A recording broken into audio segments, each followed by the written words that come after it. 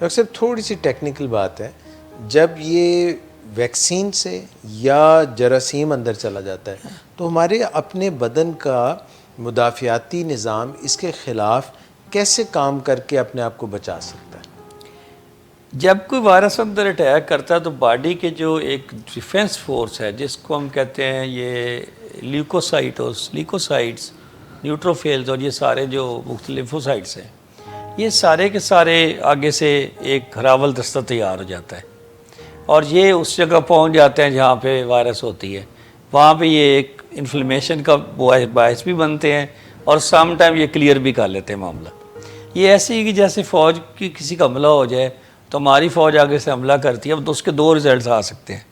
या तो हमारी फ़ौज दुश्मन को निकाल के उस मामले को क्लियर कर दे, और सेकंड ये हो सकता है कि उनकी जो फायरिंग है और उसके दौरान और कैजुअल्टीज़ लोकली हो जाए। तो यहाँ पे भी यही सिस्टम है, डिफेंस सिस्टम ने आना है, डिफेंस सिस्टम ने वहाँ इन्फ्लेमेशन कर देनी है, उसके नतीजे में पेशेंट को फ़ीवर होना है। तो फ़ीवर एक प्रोटेक्टिव साइन होता है हमेशा।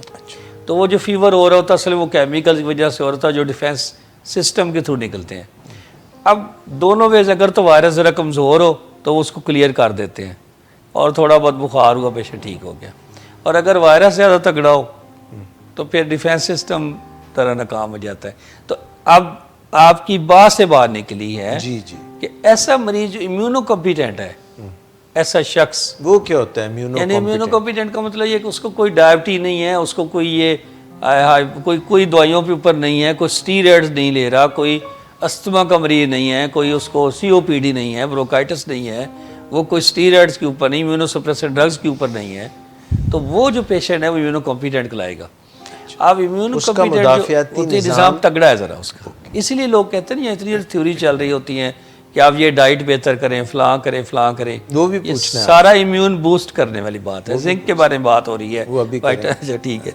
तो कहने का मतलब है कि ये आप, अगर आपका इम्यून सिस्टम बहुत अच्छा है और आपका इम्यून सिस्टम का तल्लुक आपकी बॉडी की एंजाइटी के साथ भी होता है, आप स्ट्रेस में नहीं रहते बहुत ज़्यादा, तो आपका इम्यून सिस्टम बेटर होता है।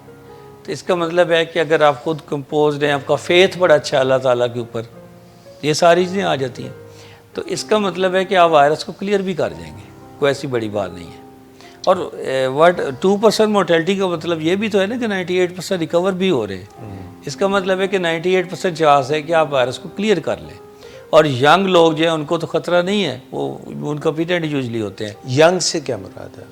एज, ये जैसे आप और मैं बैठे हैं और इसके अलावा यंगस्टर्स 40 तक कह लें हम, 40 से 40 तक जो है, और फिर उसके बाद जैसे जैसे उम्र बढ़ती जाए उम्र बढ़ती जाए, बीमारियाँ बढ़ती, कोमॉर्बिड इलनेसेस, ठीक है, जैसे कोई लंग की डिजीज़ हो गई हैं, बाकी चीज़ें हो गई, तो उसमें फिर वैसे भी डेथ रेट फिर वहाँ वैसे भी तो बढ़ जाता है ना इन्फेक्शन के साथ। जी, same is with this virus. ठीक हो गया। Doctor Javed Iqbal, incubation period का लफ्ज़ आपने इस्तेमाल किया था, यानी अगर आपको आज वायरस एंटर हुई है और सिम्टम्स जो हैं वो जब तक पैदा हो सकती हैं, उस पीरियड को हम इंक्यूबेशन पीरियड कहते हैं।